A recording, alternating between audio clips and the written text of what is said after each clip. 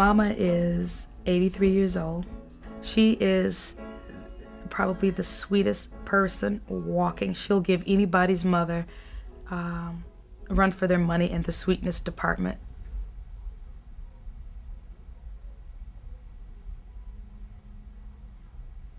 My husband passed away, and that left me in the house by myself. And so I took up with Nina and started living with her. And so I've been here with her ever since.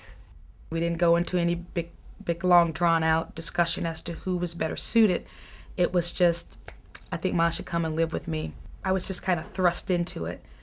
And that was 6 years ago now. I'd rather be at my own house, but it just got so that I couldn't be by myself. And so I had to be with somebody. My mother's been diabetic for just about 30 years now. Ooh, good. But when she moved in here, obviously I had to become more aware of what everything she was ingesting. I had to understand everything. In January 2003, she had the emergency quadruple bypass. They discovered that she had all these blocked arteries. There's 80% blockage, 90% blockage in the aorta valve there. There's 70% there, 50 there, 60. Look at all these. 1, 2, 3, 4, 5, 6 arteries that were damaged. She had a quadruple bypass. Angioplasty didn't work for her. And that was scary.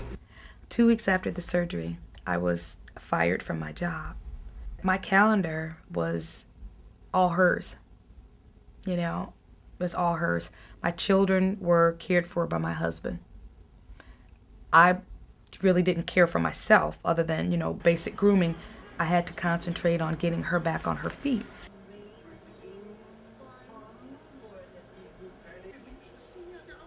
Long day, long day. Who's planting? You? Yeah, these are mine. Those are yours. The stress came from missing an income and not being able to go and replace that income. So it immediately put my family in a financial bind. Yeah, I'm serious. I got $3. It was so abrupt. We had no lead into losing a very substantial income. I wake up at 6 a.m. every day, get things situated, food, you know, breakfast, get medication all situated, and then I wake my mother up about 7 a.m. Sometimes I'll engage her, but most times I'm just so busy, I don't have time to putz, you know, in the morning. Okay, that's it. Okay, I'm running really late, so we gotta hustle. I can't be in 2 places at once. Have a good day. You too. Have a good day. And when we found out that the Department on Aging had service for older people, I looked into it. The biggest one is the transportation. It allowed me to accomplish everything. If it wasn't there, I don't think I could manage it. I'd have to get someone else to help me out. Having those resources made available and thank God the opportunity to take advantage of them, you know, I can get back into, you know, some routine. She have other things to do or she need to do. And I would be here by myself. And so that keeps me from being by myself, is going to the center. We do different types of exercise, you know, to keep you moving around. You don't just go out there and just sit down, lay down or something out there. You're moving around from one thing to another.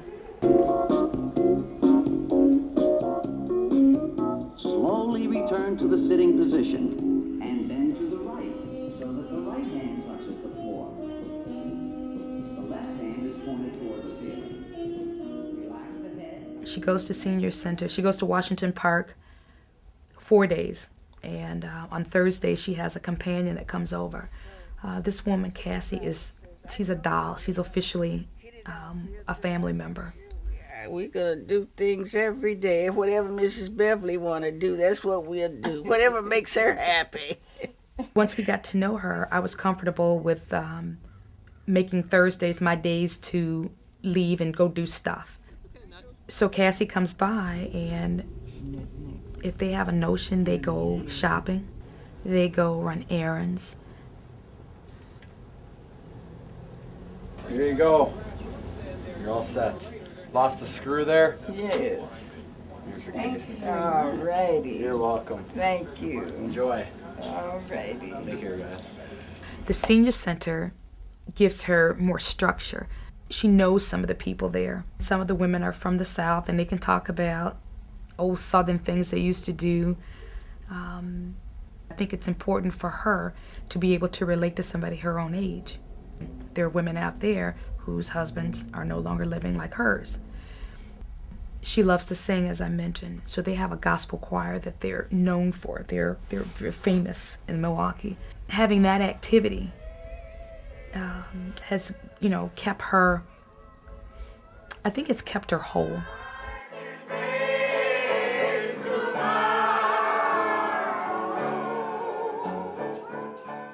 I think the first thing that I would advise anyone in my position is to not get in this position without information.